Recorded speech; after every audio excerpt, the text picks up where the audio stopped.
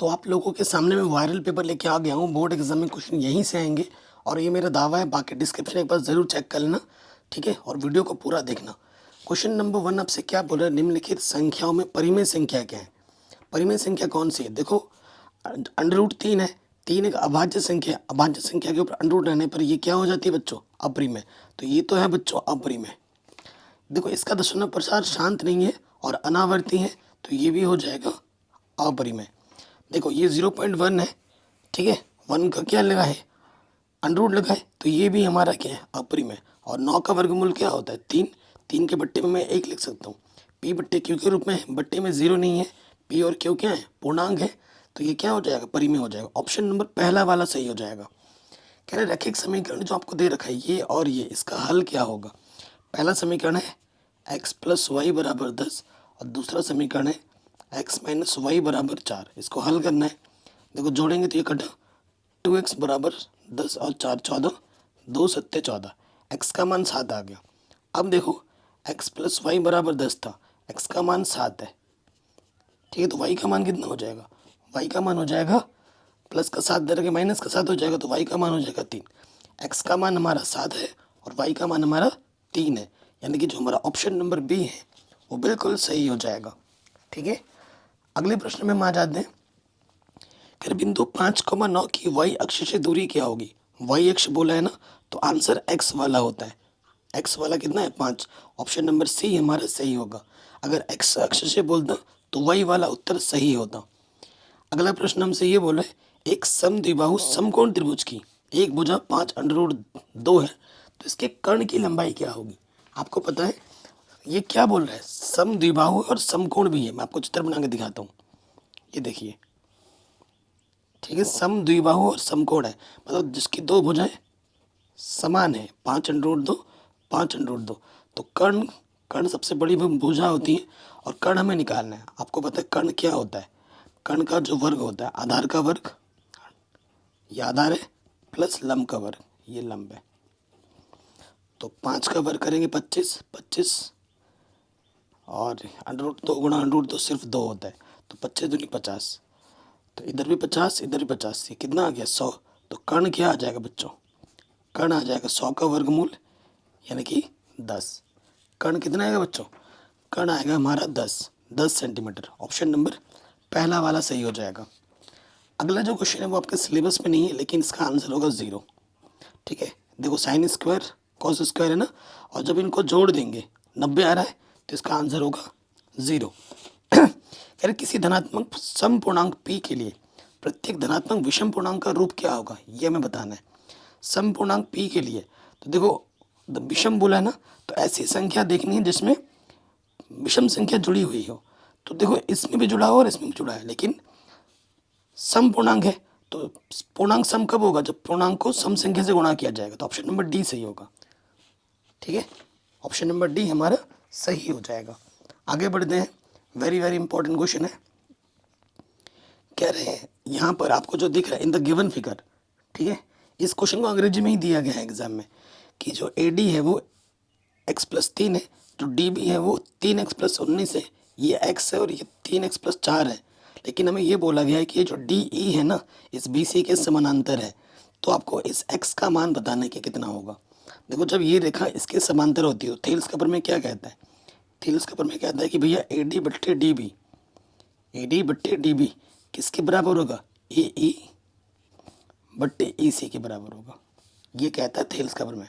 लगाओ, तो हमारे पास ए डी कितना है, x+3, ठीक है, डी भी कितना है 3x+19। देखो बच्चों मैंने सब कुछ पढ़ा रखा है, हम ऐसे टीचर नहीं है जो सिर्फ मॉडल पेपर कराते हैं। मैंने पूरी गणित पढ़ा रखी है, पूरा विज्ञान पढ़ा रखा है, चैप्टर वाइज ऑब्जेक्टिव क्वेश्चन करा रखे हैं, चैप्टर वाइज इंपॉर्टेंट क्वेश्चन करा रखा है, मॉडल पेपर करा रखा है, विगत वर्षों के प्रश्न पत्र करा रखे हैं, सारा कुछ मिल जाएगा आपको चैनल पर। ए ई क्या है, एक्स है, बट्टे में क्या है 3x+4। अब हम क्या कर देंगे, तिरछे गुणा कर देंगे, किसी भी संख्या को एक्स गुणा एक्स क्या हो जाएगा 3x², और ये हो जाएगा 4 गुणा एक्स 4x, फिर 3 से करेंगे, 3 तिया 9 x² और 3 चौके 12 बराबर, फिर इसको करोगे ये हो जाएगा 3 x गुणा एक्स, एक्स के घात 2, और ये हो जाएगा 19x, ठीक है। इधर भी 3x² इधर भी 3x² कटा, अरे भाई ये तो द्विघात समीकरण बन जा रहा है।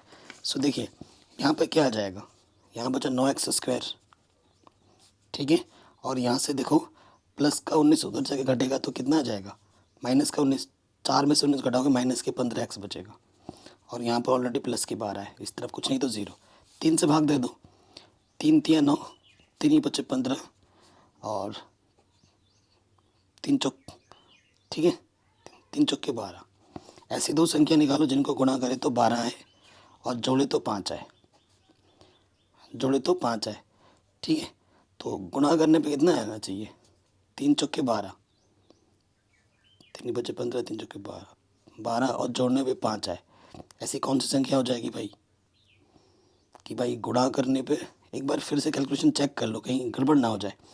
3x² और फिर क्या है 4x और ये 3 तिया 9, 3 चौके 12, ठीक है।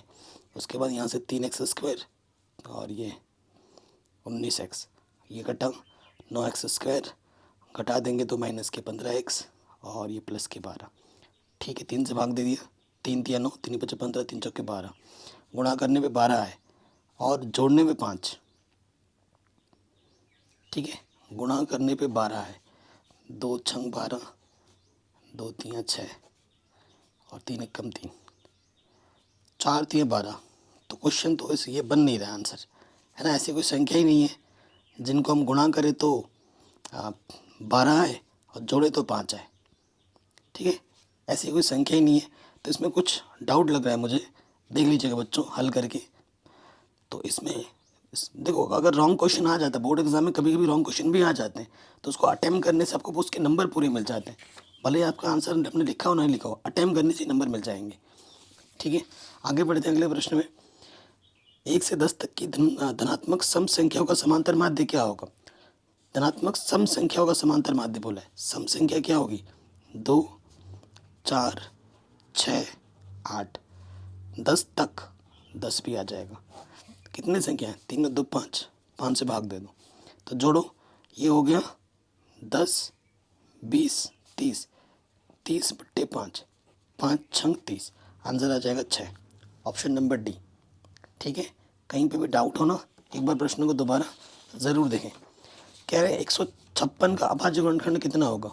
तो 156 का हम जब गुणनखंड करेंगे देखो क्या हो जाएगा, 2 से कटेगा, 2 सत्ते 14, 1 बचा 2 अट्ठे 16, यह आ जाएगा 2 तिया 6, 2 नम 18, 3 एकम 3, 3 तिया 9 और यह आ जाएगा 13 एकम 13। तो 156 को मैं लिख सकता हूँ, 2 कितनी बार है, 2 बार, 3 है 1 बार, 13 1 बार, ठीक है। तो ये हमें हमारा उत्तर मिल जाएगा, यानी कि 2 की घात 2, 3 गुणा 13, ऑप्शन नंबर बी सही हो जाएगा। आगे बढ़ते हैं अगले प्रश्न में, क्या बोल रहे हैं, एक वर्गीकृत आंकड़े का माध्य और बहुलक क्रमशः इतना है तो इसका माध्यक क्या होगा। आप जानते हैं एक संबंध होता है इनमें कि बहुलक बराबर क्या होता है, बहुलक बराबर होता है 3 गुणा माध्यिका, माध्यिका को माध्यक भी कहते हैं, माइनस के 2 माध्य, ठीक है, ये संबंध होता है। तो बहुलक हमें दे रखा है, देखो माध्य और बहुलक क्रमशः दे रखा है, माध्य दे रखा है 24, माध्य दे रखा है 24, आपको माध्यिका निकालनी है और बहुलक हमें दे रखा है 12, ओके। देखो 24 का 24, 24 दूनी 48, तो ये माइनस के 48 इधर आके क्या हो जाएगा प्लस के 48, ठीक है, कोई दिक्कत नहीं। आज ये हो जाएगा कितना, ये हो जाएगा 60, 3 गुणे में इधर के बट्टे में आ जाएगा, काटोगे 3 दूनी 0, 20 आ जाएगा, आंसर क्या होगा 20, ठीक है। कोई भी दिक्कत हो परेशानी हो वीडियो को दोबारा देखें।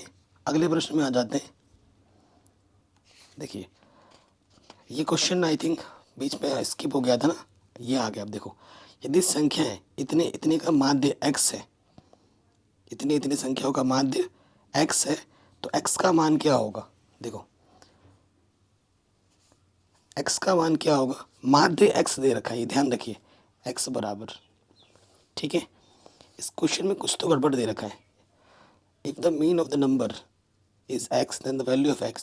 देखो क्या बोला है कि जो माध्य क्या होता है, जितनी भी संख्या दे रखी होती है 7, 8 प्लस x प्लस 11 प्लस 14, उनको जोड़ते हैं जितनी संख्या होती है 1 2 3 4 5, उससे हम भाग दे देते हैं। ठीक है, तो इसको भाग दे दिया। देखो इन संख्याओं का माध्य x दे रखा है, यहाँ पे कुछ गड़बड़ दे रखा है प्रश्न में। ठीक है, तो x का मान पूछा है कि कितना होगा। भाई जब माध्य दिया ही नहीं है तो तुम कैसे हल करके इस x का मान निकाल सकते हो। ठीक है, तो भी हम ट्राई करेंगे कि बन जाए कि देखो ये तिरछी गुणा करेंगे तो ये हो जाएगा 5x। ठीक है, 5x और ये प्लस के x इधर रखे क्या हो जाएगा माइनस के x। हल करके देखते हैं बाकी। तो ये 7 और 8 कितना है 15, और ये कितना है 25। 25 और 15 कितने हो जाएगा 25 और 15 हो जाएगा आपका 40। ठीक है, यहाँ से बचेगा 4x और 4 ढाई 40, x का मान कितना आ जाएगा 10। x का मान आ जाएगा 10। ठीक है, अगले प्रश्न में आ जाओ। कह रहे यदि द्विघात समीकरण, ये जो द्विघात समीकरण के मूल समान है तो c का मान क्या होगा। अगर देखो द्विघात समीकरण का मूल समान होता है तो विविक्तिकर का मान क्या होता है 0 होता है। ठीक, विविक्तिकर का मान 0 होता है। सो देखो बी स्क्वायर माइनस के 4ac जो सूत्र होता है वो 0 के बराबर होता है। तो मूल समान है। ठीक है, मूल समान होने पर जो सूत्र होता है x बराबर minus b plus minus under root d बट्टे 2a होता है कि नहीं। और हमारा d 0 के बराबर है तो ये हो जाएगा माइनस प्लस माइनस की भी plus minus under root d का मान 0 बट्टे में 2a। तो देखो किसी भी 0 का वर्गमूल 0 होता है, किसी भी संख्या में 0 जोड़ो या घटाओ वही रहता है। तो आंसर आ जाएगा माइनस के b बट्टा 2a। ठीक है, माइनस के b बट्टा 2a, ये तो मूल होगा। लेकिन कंडीशन पूछ रहा है c का मान क्या होगा। देखो एक फिर यहीं से ही करना पड़ेगा हमें, c का मान यहाँ से हल करना पड़ेगा। बी स्क्वायर माइनस का 4ac इधर के क्या हो जाएगा प्लस के 4ac। हमसे c का मान पूछा है ना, ये 4 गुणे में इधर के बट्टे में आ जाएगा। तो c का मान क्या हो जाएगा बी स्क्वायर बट्टे में 4 है, बी स्क्वायर बट्टे में 4a। ऑप्शन नंबर डी सही हो जाएगा। ये भी सही है लेकिन हमसे c का मान पूछा है उसने, तो ये मान होगा। ये मूल है, ये क्या है हमने मूल निकाल दिया। प्रश्न में अगर मूल बोलेगा तो ये होगा। c का मान पूछा है तब जाके ये आंसर आया है। ठीक है, चलिए अगले प्रश्न में आ जाओ। क्या बोल रहे हैं कि यदि रैखिक समीकरण युग्म ये वाला और ये वाला की अपरिमित रूप से अनेक हल है। अनेक हल कब होता है जब a1 बट्टा a2 बराबर होता है b1 बट्टा b2 बराबर होता है c1 बट्टा c2, तीनों जब बराबर होते हैं तो हमारा अनेक हल होता है। a1 क्या है x का गुणज पहला वाला 2, a2 दूसरे वाले का 4, b1 है y का गुणज 3, b2 है y का गुणज 3 k। स्टार्टिंग के दो ही ले लेने, ये वाला नहीं ले रहे। तो 2 एक कम 2, 2 दूनी 4, तिरछी गुणा करोगे k एक कम k और 3 दूनी 6। आंसर क्या आ जाएगा k बराबर 6। ऑप्शन नंबर डी हमारा सही हो जाएगा। अगला जो क्वेश्चन है वो सिलेबस में नहीं है तो इसे स्किप करो। चैप्टर नंबर 6 का क्वेश्चन है, पहले सिलेबस में था अब ये सिलेबस में नहीं है। ठीक है, अगला क्वेश्चन है कुछ कॉस ए 7/25 है तो टेन ए और कॉट ए का मान क्या होगा। तो बहुत आसान है, तो मैं क्या करता हूँ पहले साइन का मान निकालता हूँ, क्योंकि टेन बराबर तो साइन बट्टा कॉस है ना। तो साइन क्या होगा कॉस दे रखा है, सूत्र होता है 1 माइनस कॉस स्क्वायर है, यही होता है। तो कॉस का मान है 7/25, स्क्वायर है तो स्क्वायर लगा दो। हल करते हैं, 7 का वर्ग 49, 25 का वर्ग 625, इसके बट्टे में कुछ नहीं तो 1 ले लिया। लॉशअप आ जाएगा 625, 625 एक कम 625 और 49 एक कम 49, तो ये आ जाएगा 625 में से जब 49 घटाओगे 576 आ जाएगा बट्टे में 625। तो वर्गमूल निकालोगे तो इसका आ जाएगा 24 बट्टे में 25। अब हमें क्या निकालना है, हमें निकालना 10।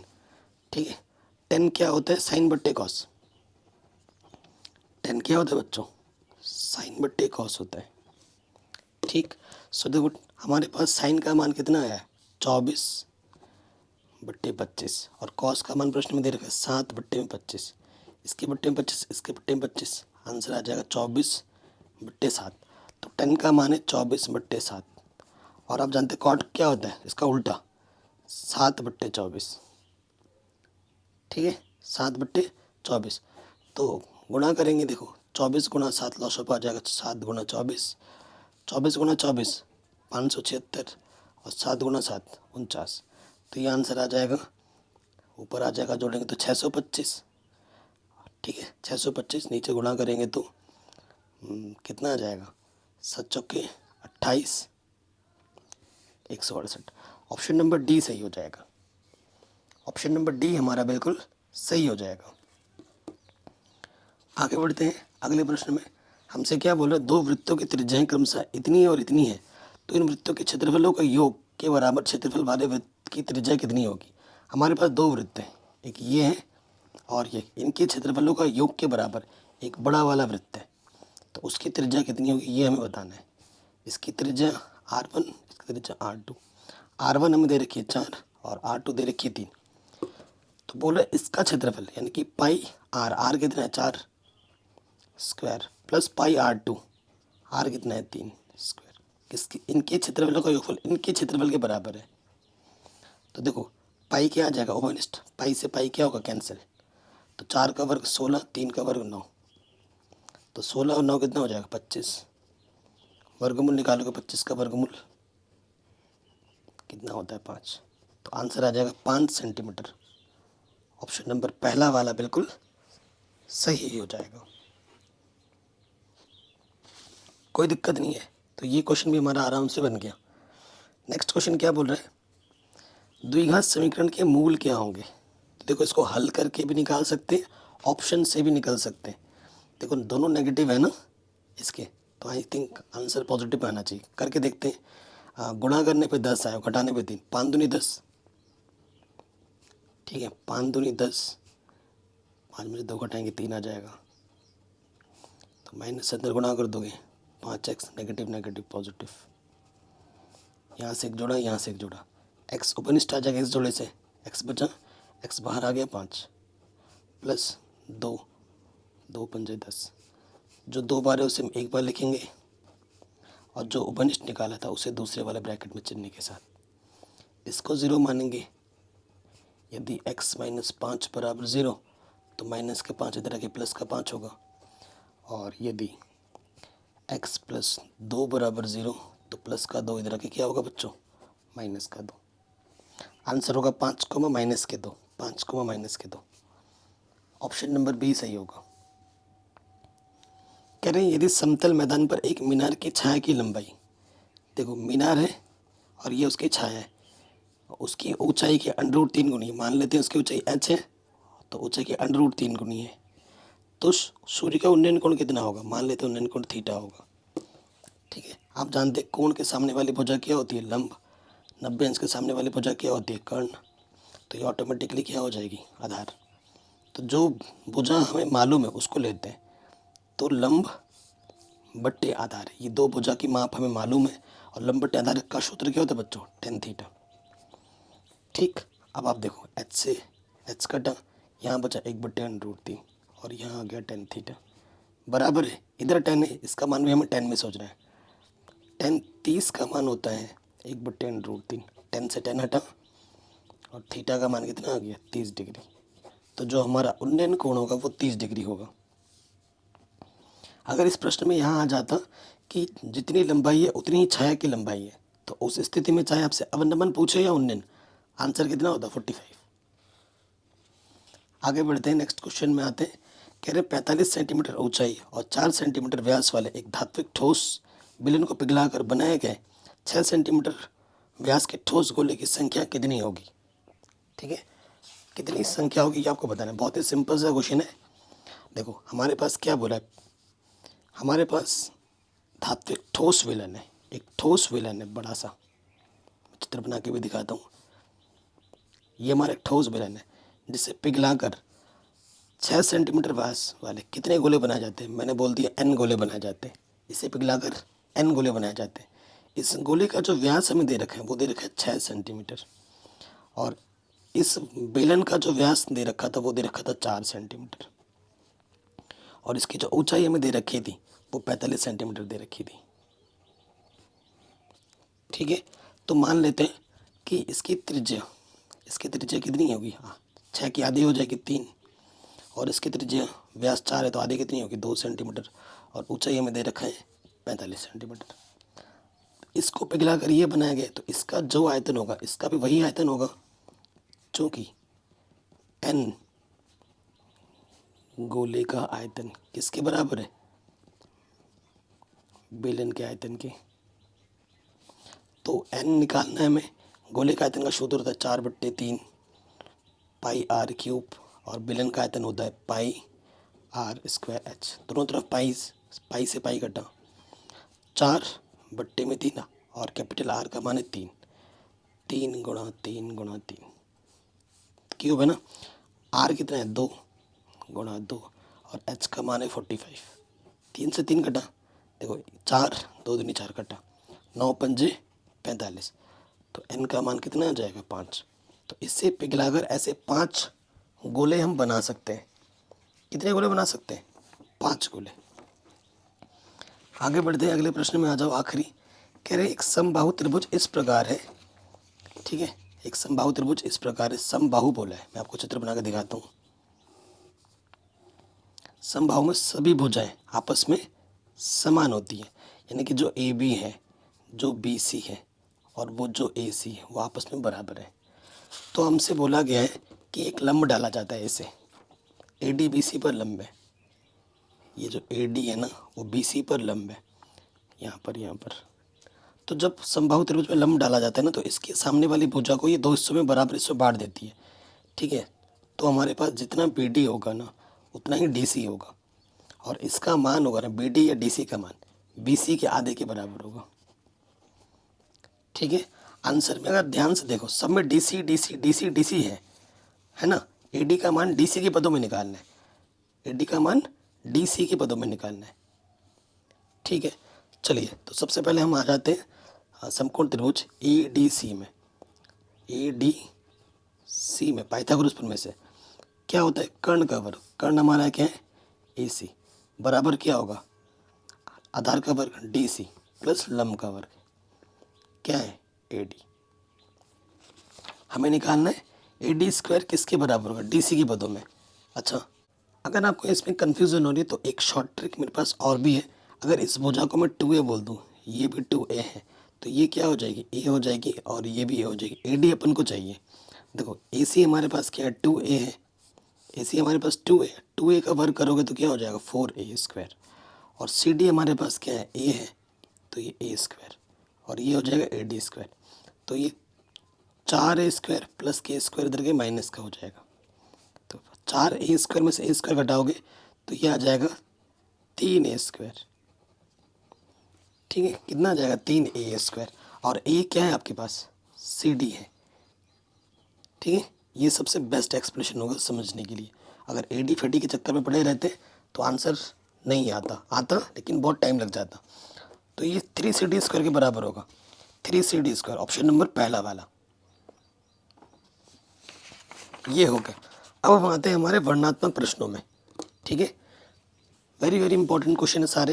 पहले क्वेश्चन पे आ जाओ, क्या बोल रहे हैं, द्विघात समीकरण का विविक्तीकर ज्ञात कीजिए और फिर इनके मूलों की प्रकृति भी बताइए। बहुत ही शानदार क्वेश्चन है। द्विघात समीकरण में देखो यहाँ पर ए के स्थान पर कितना है 4 है, बी के स्थान पर यहाँ पर -6 है, और सी के स्थान पर क्या है 5 है, ठीक है। हमें विविक्तीकर निकालना है तो विविक्तीकर निकालते हैं। विविक्तीकर डी बराबर जिसका सूत्र होता है b² - k4ac। तो b का मान हमारे पास है -6, 4, a का मान है 4 और c का मान है 5। 6 छंग 36 माइनस का प्लस 16 पंजे 80, ठीक है। तो घटाएंगे तो कितना आ जाएगा, 10 में 6 घटाएंगे 4 और 7 में 3 घटाएंगे 4। देखो 7 में से 3 घटाएंगे 4, माइनस के 44 आ गया। पहला आंसर तो ये आ गया। चूंकि डी का मान ऋणात्मक है, ठीक है, डी का मान क्या हमारा ऋणात्मक है, इसलिए मूल वास्तविक नहीं होंगे। जब डी का मान माइनस में आता है तो कोई वास्तविक मूल नहीं होता, मूल वास्तविक नहीं होंगे, ठीक। ये हमें हमारा उत्तर बड़े आसानी के साथ मिल जाएगा। ठीक है जी। अगले प्रश्न में आ जाते हैं। ये जो ऑप्शन नंबर बी है ये आपके सिलेबस से हटा दिया गया इस क्वेश्चन को, तो ये हमें नहीं करना है। अगले वाले पे आ जाओ।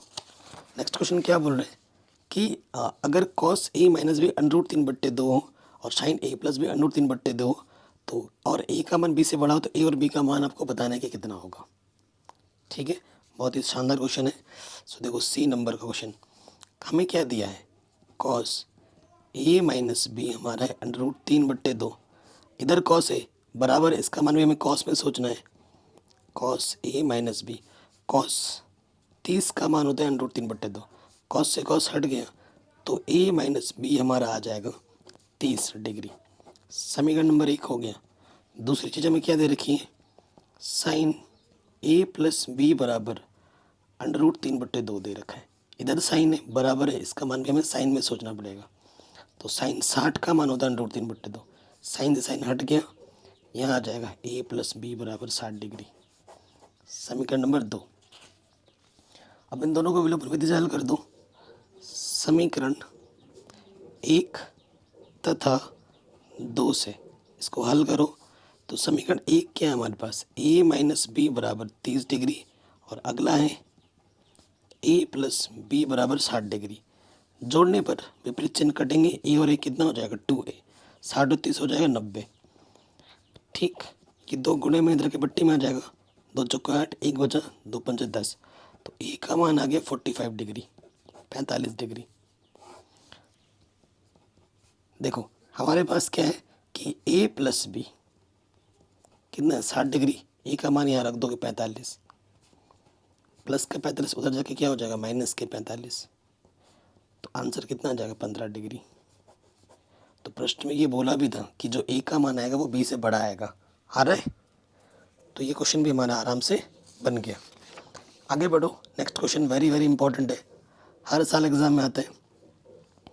कह रहे निम्नलिखित बारंबारता बंटन का माध्यक ज्ञात कीजिए। ठीक है, हमें क्या निकालना है, माध्यक निकालना है। जब भी माध्यक निकालने के लिए बोले या माध्यिका निकालने के लिए बोले तो देखो 12 वर्ग अंतराल हमें देखना है। 45 पे ख़त्म हो रहा है, 45 से शुरू होना चाहिए, 50 पे ख़त्म हो रहा है, 50 से शुरू होना चाहिए। तो वर्ग अंतराल तो हमारा मस्त टनाटन दे रखा है। अब इसको हमें सॉल्व करना है। ठीक है, बहुत ही आसान क्वेश्चन है लेकिन आता हर साल है। ठीक है, तो यहाँ में हम कॉलम बनाएंगे, 3 कॉलम बनता है। तो पहला कॉलम बनता है वर्ग अंतराल के, यहाँ लिखेंगे वर्ग अंतराल, अगला होता है बारंबारता और अगला होता है संचयी बारंबारता।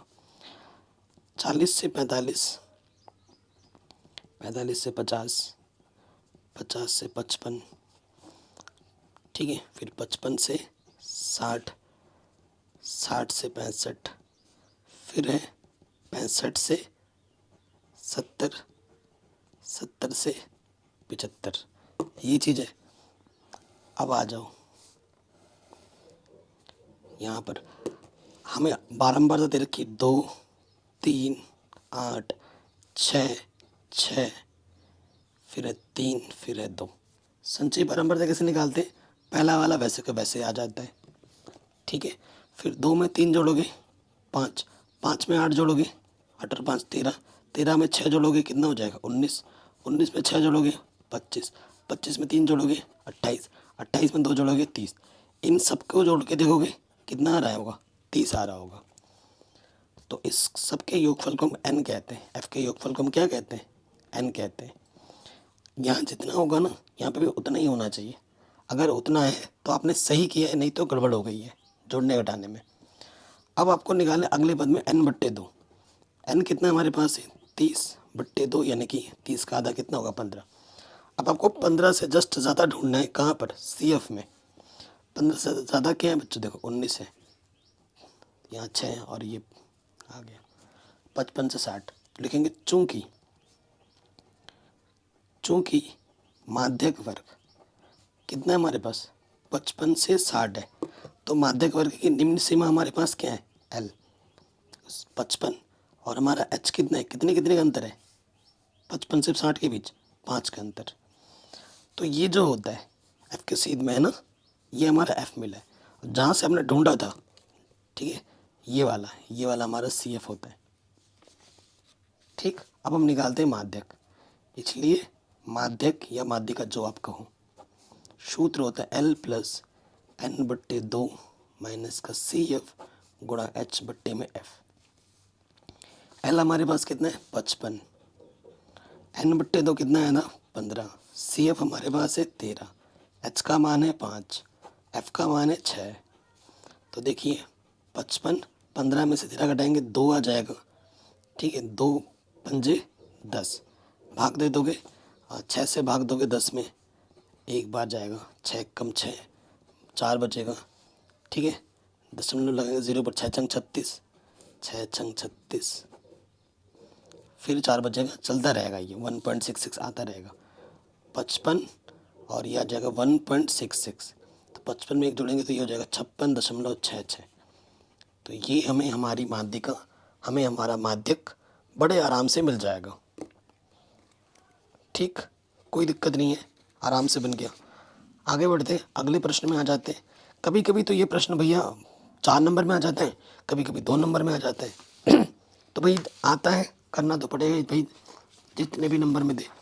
क्वेश्चन क्या बोल रहे हैं, 2 अंकों की एक संख्या के अंकों का योग 9 है। इस संख्या का 9 गुना संख्या के अंकों को पलटने से बनी संख्या का 2 गुना है, तो वो संख्या ज्ञात कीजिए।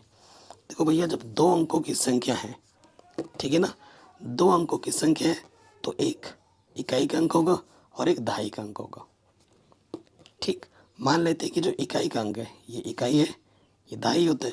इकाई का अंक x माना और दहाई का अंक को हमने y माना, ये आप लिख दोगे और ऐसा चित्र भी आप बना सकते हो। तो संख्या का जो वास्तविक रूप होगा, संख्या का वास्तविक रूप दहाई पे y है यानी कि 10y प्लस x प्रसारित रूप होता है। और पलटने पर जो संख्या होगी, पलटने पर संख्या अगर ये यहाँ आ जाए, ये यहाँ आ जाए, तो क्या हो जाएगा 10x प्लस y होगा। ठीक, फिर आ जाओ प्रथम शर्तानुसार। प्रथम शर्त के अनुसार, प्रथम शर्तानुसार क्या बोला गया है कि 2 अंकों की एक संख्या के अंकों का योग 9 है। इस दोनों अंकों को अगर हम जोड़ दें तो अंकों का योग कितना है, x प्लस वाई बराबर 9 है। ठीक, फिर द्वितीय शर्त में क्या बोला जा रहा है, द्वितीय शर्तानुसार, द्वितीय शर्त के अनुसार, द्वितीय शर्त में ये बोला गया है कि इस संख्या का 9 गुना, जो मतलब जो संख्या है 9 गुना कर दो, 10y प्लस एक्स का 9 गुना किसके बराबर है, संख्या के अंकों को पलटने से बनी संख्या का 2 गुना है। ठीक है, जो अंक को हमने पलट दिया है उसका 2 गुना है। ठीक, अब हल करो, ये हो गया 90y प्लस के 9x और ये हो गया 20x प्लस के 2y। x को एक तरफ रखो, y को एक तरफ, प्लस के 2y इधर के माइनस के 2y और प्लस के 9x इधर के माइनस के 9x। 90 में से 2y घटाओगे आ जाएगा 88y और यहाँ आ जाएगा 11x। ठीक, 11 गुणे में इधर के बट्टे में आ गया 11 अट्ठे 88, तो जो x का मान है वो आ गया 8y। x का मान उठाकर समीकरण नंबर 1 में रख दो, तो यहाँ रख दोगे x का मान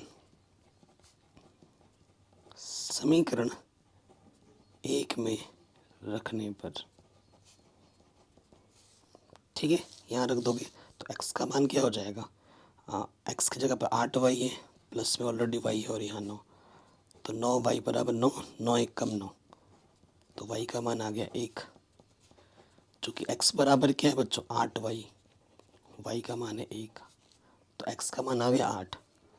अतः संख्या क्या हो जाएगी बच्चों, संख्या हमारे पास थी 10y प्लस एक्स, y का मान है 1, x का मान है 8, तो 10 प्लस 8 यानी कि क्या आ जाएगा बच्चों आंसर 18। आंसर कितना आ गया 18। वेरी वेरी इंपॉर्टेंट है, हर साल एग्जाम में आ जाता है। या फिर इस क्वेश्चन में पूछा गया कि निम्नलिखित आंकड़ों का बहुलक ज्ञात कीजिए। निम्नलिखित आंकड़ों का हमें क्या निकालना है, बहुलक निकालना है। सो देखिए, बहुलक निकालना बड़ा आसान होता है, इसमें भी हमें वर्ग अंतराल को देखना होता है सबसे पहले। तो वर्ग अंतराल तो देखो हमारा 10 पे ख़त्म हो रहा है, 10 से शुरू हो रहा है, 20 पे ख़त्म हो रहा है, 20 शुरू हो रहा है, सही है। अब हम नज़र दौड़ाएंगे बारंबारता पर। सबसे बड़ी बारंबारता ढूंढो, तो सबसे बड़ी बारंबारता है 20, तो ये हो गया मेरा F1। ये मेरा क्या हो गया F1। इसके जस्ट बाद वाला होता है F2 और इससे पहले वाला होता है F0। F1 के ऊपर वाला जो वर्ग अंतराल होता है ये होता है हमारा बहुलक वर्ग, ये होता है बहुलक वर्ग। तो बहुलक वर्ग हमारे पास है 40 से 50, ठीक है। तो बहुलक का जो निम्न वर्ग सीमा है वो 40 है और जो अंतर है 40 से 50 तो वो है 10।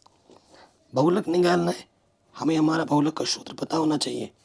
क्या होता है L plus F1 minus F0 गुणा H बट्टे में 2F1 माइनस F0 माइनस के F2, ठीक है। सूत्र रखो, L का मान है 40, F1 का मान है 20, F0 का मान है 12, H का मान है 10। 2F1 20 दूनी 40, F0 12 और F2 कितना है 11। हल करो, 40 20 में से 12 घटाएंगे 8, 8 दही 80 और ये हो जाएगा 19। 40 में से 19 घटाओगे तो कितना आ जाएगा 21, ठीक है। भाग दे देंगे, 21 से भाग देना है 80 में तो 3 बार जाएगा, 4 बार में ज़्यादा हो जाता है। 21 3 63 घटाएंगे तो कितना आ जाएगा 17, दशमलव लगाएंगे 0 आ जाएगा। 21 छंग 6 कम 6, 6 दूनी अरे नहीं और भी ज़्यादा, 2 8 16 ना, 8 बार जाएगा। 8 एकम 8 और 8 दूनी 16, घटाएंगे 10 में से 8 घटाएंगे 2 बचेगा और हाँ 2 ही बचेगा, 0 लग जाएगा। फिर यहीं पर रहने दो, कोई दिक्कत नहीं है। 40 प्लस में 3.8 जोड़ देंगे तो ये आ जाएगा 43.8, बस यहाँ लिख देना लगभग। देखो दशमलव के इस तरफ दाईं तरफ थोड़ा बड़ा गड़बड़ हो चलेगा, लेकिन बाईं तरफ एक भी अंक का गड़बड़ नहीं होना चाहिए। इसमें आपको पूरे नंबर मिलेंगे, ठीक है। इसमें कोई नंबर कटेगा नहीं, ये ध्यान रखें। आप सोचोगे नंबर कटेगा, बिल्कुल नहीं, एक भी नंबर नहीं कटता है। ये क्वेश्चन भी हमारा आराम से बन गया। आगे बढ़ते हैं। ये जो क्वेश्चन है बच्चों, ये दूसरे नंबर का ये क्वेश्चन और ये क्वेश्चन आपके सिलेबस में नहीं है, तो इसे हमें नहीं करना है। जो सिलेबस में होगा बच्चों को मैं करा दूंगा, उसकी टेंशन मत लो, ठीक है। नेक्स्ट क्वेश्चन पे आ जाते हैं। कह रहे हैं एक सीधा राजमार्ग एक मीनार के पाद तक जाता है। ये हमारा एक राजमार्ग है, चित्र बना के दिखाओ।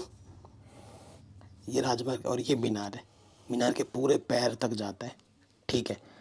कह रहे हैं मीनार के शिखर पर खड़ा एक आदमी, यहाँ पर एक खड़ा आदमी एक कार यहाँ है सपोज 30 डिग्री के अवनमन कोण पे देखता है, 30 डिग्री के अवनमन कोण पे देखता है, ठीक है। 6 सेकंड बाद कार यहाँ से यहाँ आ जाती है, मान लो उसका जो अवनमन कोण है वो 60 डिग्री हो जाता है। वेरी इंपॉर्टेंट क्वेश्चन है, ठीक है। कितना हो जाता है 60 डिग्री हो जाता है, ठीक। तो इस बिंदु से, ठीक है, इस बिंदु से मीनार के पाद तक पहुँचने में कार द्वारा लिया गया समय ज्ञात करना है। देखो यहाँ से यहाँ तक का जो समय है वो 6 सेकंड है, तो यहाँ से लेकर यहाँ तक पहुँचने में कितना समय लगेगा वो हमें निकालना है। दूरी की बात तो की ही नहीं है इसमें, लेकिन ये बोल रखा है कि जो कार की चाल है वो एक समान रहती है, ठीक है। मतलब एक ना घटती है ना बढ़ती है। अगर 40 की स्पीड से कार चल रही है तो एकदम 40 की स्पीड से ही चलेगी। तो एक समान चाल होने की वजह से बच्चों इसमें जो समय और दूरी के बीच संबंध होगा वो हमेशा समय एक समान बना हुआ रहेगा। तो मैं इस दूरी को h मान लेता हूँ और इस दूरी को y मान लेता हूँ, इस दूरी को मैं x मान लेता हूँ। कोई दिक्कत नहीं होनी चाहिए। नाम दे दिया मैंने इसका A B C और इसको नाम दे दिया D, ठीक। अब देखिए आ जाइए त्रिभुज ABC में, ABC में 2 समकोण त्रिभुज बनते हैं, उनको बस हल करना होता है। ये दूरी पता है और ये हमें निकालना है। पहले संबंध दूरी के में लगाएंगे तो वही संबंध समय में आ जाएगा, टेंशन मत लो। तो AB दोनों में उभयनिष्ठ भुजा है और ये हमें निकालना है BC। तो देखो कोण के सामने वाली भुजा लंब होती है और ये आपका आधार है। लंब बट्टे आधार क्या होता है बच्चों tan थीटा, थीटा है 60। और ये क्वेश्चन हर साल लगभग आता ही आता है। AB क्या है H, BC क्या है Y। tan 60 का मान क्या होता है √3, ठीक। तो ये बट्टे के इधर आके क्या आ जाएगा गुणे में, तो ये हो जाएगा √3y H का मान। फिर देखो यहाँ आ जाओ दूसरे वाले त्रिभुज समकोण में ABD में, ABD में क्या होगा, ए बी हमें पर दोनों में उभयनिष्ठ त्रिभुज है, दोनों समकोण त्रिभुज में, ये लेना ही पड़ेगा और ये हमें पता है तो ये पूरा ही लेना पड़ेगा आधार ना, BD। और लंब बट्टे आधार क्या होता है, tan थीटा, थीटा बड़े वाले में क्या है 30 डिग्री। AB हमारे पास H है और BD क्या है X + Y। दूरी रखनी है, 6 मत रख देना। और tan 30 का मान होता है 1/√3। तिरछे गुणा कर दो तो किसी भी संख्या को 1 से गुणा करते हैं वही रहते हैं और ये हो जाएगा √3H। हमें H का मान मालूम है, यहाँ रख दो। कितना H का मान, √3Y। √3 गुणा √3 सिर्फ 3 और ये प्लस के y इधर के क्या हो जाएगा माइनस के y। तो x बराबर आ जाएगा 2y। तो y बराबर क्या आ जाएगा x/2। y और x में हमें ये संबंध मिल गया, इसमें और इसमें ये संबंध मिल गया। तो समय के आधार पर यहाँ लिख देंगे, समय के आधार पर जो संबंध दूरी में होगा ना वही संबंध समय में होगा। तो x का मान हमें क्या दे रखा है 6 सेकंड, तो यहाँ रख दोगे 6/2 तो 2 3 6, आंसर आ जाएगा 3 सेकंड लगेगा। कार को यहाँ से यहाँ तक पहुँचने में कितना सेकंड लगेगा बच्चों, 3 सेकंड लगेगा। वेरी वेरी इंपॉर्टेंट है, आराम से बन गया। आगे बढ़ते हैं, अगले प्रश्न में आ जाओ। वेरी वेरी इंपॉर्टेंट, हमसे क्या बोला जाता है कि ये ए और बी को जोड़ने वाले रेखाखंड ए बी को 4 बराबर भागों में विभाजित करने वाले बिंदुओं का निर्देशांक ज्ञात कीजिए। देखो ऐसा क्वेश्चन मैंने कई बार करा रखा है आपको। ये ए बिंदु है -2,2 और ये बी बिंदु है 2,8। इसको 4 बराबर भागों में बांटना है, 1 2 3 और ये 4। सपोज करो ये बिंदु P है, ये Q है, इसको मैंने R मान लिया। सबसे आसान तरीका Q निकाल लेंगे। Q क्या है, बीचों बीच है ना ए बी के। Q जो है वो ए बी का मध्य बिंदु है, ए बी का मध्य बिंदु। और x निर्देशांक के लिए सूत्र क्या होता है, x1 + x2 बट्टे में 2 और y के लिए होता है y1 + y2 बट्टे में 2। इसके लिए x1 क्या हो जाएगा -2, ये +2 बट्टे में 2, y1 इसके आखिरी वाला और इसके आखिरी वाला को जोड़ दो बट्टे में 2, तो ये हो जाएगा 0/2, 10/2। 0 के बट्टे कुछ भी हो, 0 2 5 10। तो Q का मान मिल गया 0,5। ठीक है, क्या हो गया 0,5। अब हमें क्या निकालना है, अब हमें निकालना है P बिंदु। P बिंदु क्या होगा, ए क्यू का मध्य बिंदु, ए क्यू का मध्य बिंदु यही होगा ना। तो हल करते हैं, इसका पहला वाला इसका पहला वाला जोड़ो और आधा करो, इसके आखिरी वाला और इसकी आखिरी वाला जोड़ो और आधा करो। तो -2 में 0 जोड़ेंगे, -2 रहेगा, -2 = 2 और ये आ जाएगा 7/2। तो इसका आंसर आएगा -1,7/2। R निकालना है। R क्या होगा बच्चों, R होगा क्यू बी का मध्य बिंदु।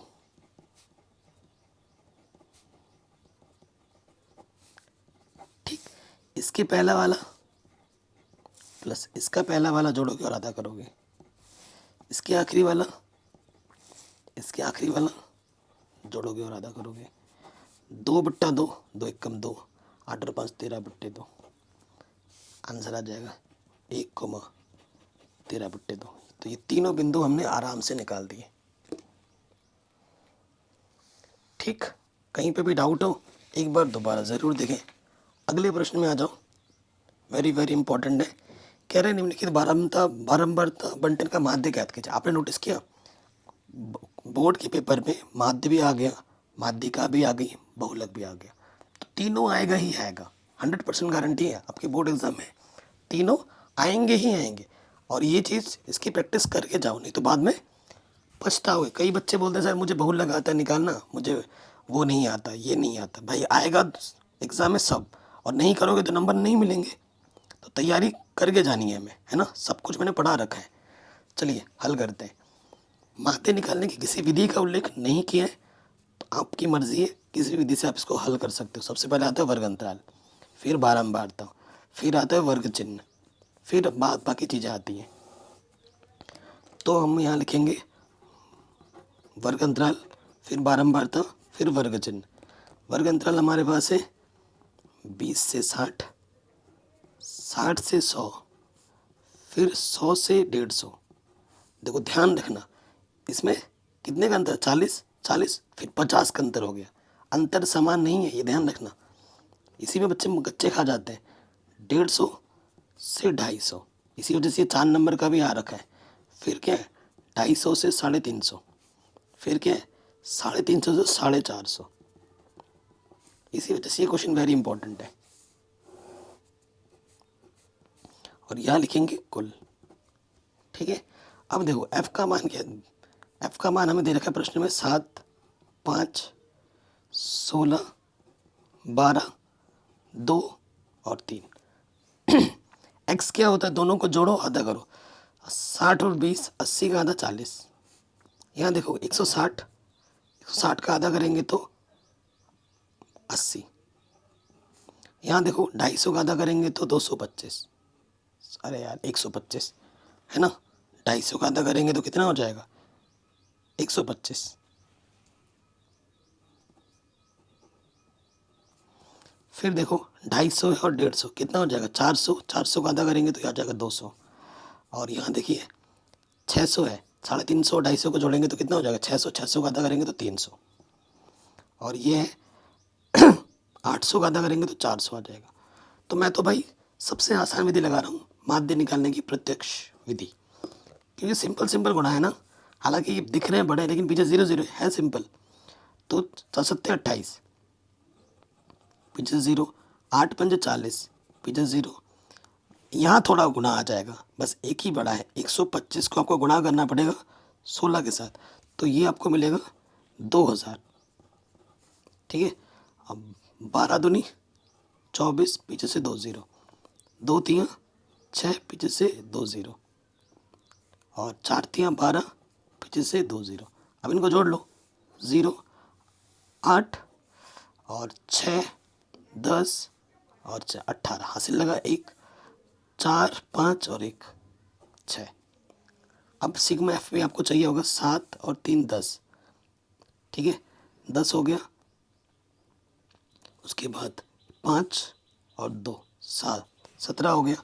ऐसे दिक्कत हो जाएगी ना, ऐसे जोड़ दें सिंपल करके। 7 और 5 12। ठीक है, 12 और 6 18, 18 और 2 20, 22, 3 25। हासिल लगा 2, 1 2, 2 और 2 हासिलदार 4। ठीक है, तो प्रत्यक्ष विधि में हम लगा रहे माध्य निकालने का जो सूत्र होता है वो होता है एफ का कुल योगफल बट्टे में एफ का कुल योगफल। ये 6880 बट्टे में 45। 5 से काटो, 5 में 45, 5 कम 5, 1 बचा, 18 हो गया, 5 3 15, 3 5 7 35, 3 5 6 30। ठीक है, सो देखो 1376, इसको भाग देना है हमें 9 से।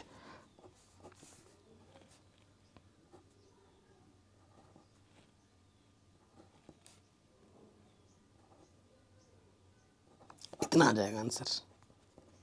ठीक है, दशमलव के 2 स्थान तक भाग दे दोगे, ये हमें हमारा उत्तर मिल जाएगा, ये हमें हमारा माध्य मिल जाएगा। 152.88 दशमलव के 2 स्थान तक ले लिया, भाग देके देखो यही आएगा। ठीक है, तो ये क्वेश्चन भी हमारा आराम से बन गया। आगे बढ़ते हैं,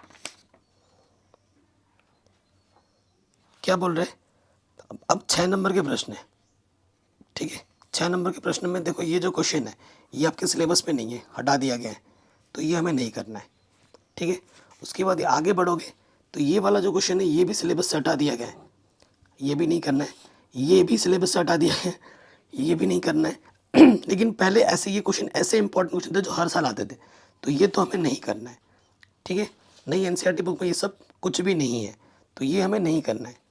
आगे बढ़ते हैं, बाकी मैंने बहुत सारे क्वेश्चन ऑलरेडी करा रखे हैं बच्चों, लिंक्स मिल जाएंगे डिस्क्रिप्शन पे। ठीक है, और ये सब क्वेश्चन दे रखा है ना, ये भी हमें नहीं करना है, ये भी हमारे सिलेबस पे नहीं है। ठीक है। तो आखिरी के जो कुछ क्वेश्चन है बड़े बड़े नंबर के, वो पहले मोस्ट इंपॉर्टेंट हुआ करते थे, लेकिन अब नए सिलेबस में नहीं है। लेकिन मैंने 4 और 6 नंबर के नई एनसीईआरटी बुक के आधार पर जो इंपॉर्टेंट क्वेश्चन बोर्ड एग्जाम आएंगे ना इस साल, वो मैंने ऑलरेडी करा रखे हैं। आप चैनल पर जाके देख सकते हैं, डिस्क्रिप्शन में लिंक भी मिल जाएगी। वीडियो को शेयर करें और अपना चैनल पे सब्सक्राइब करें और नोटिफिकेशन बेल को प्रेस करें। मिलते हैं आपसे नए वीडियो में।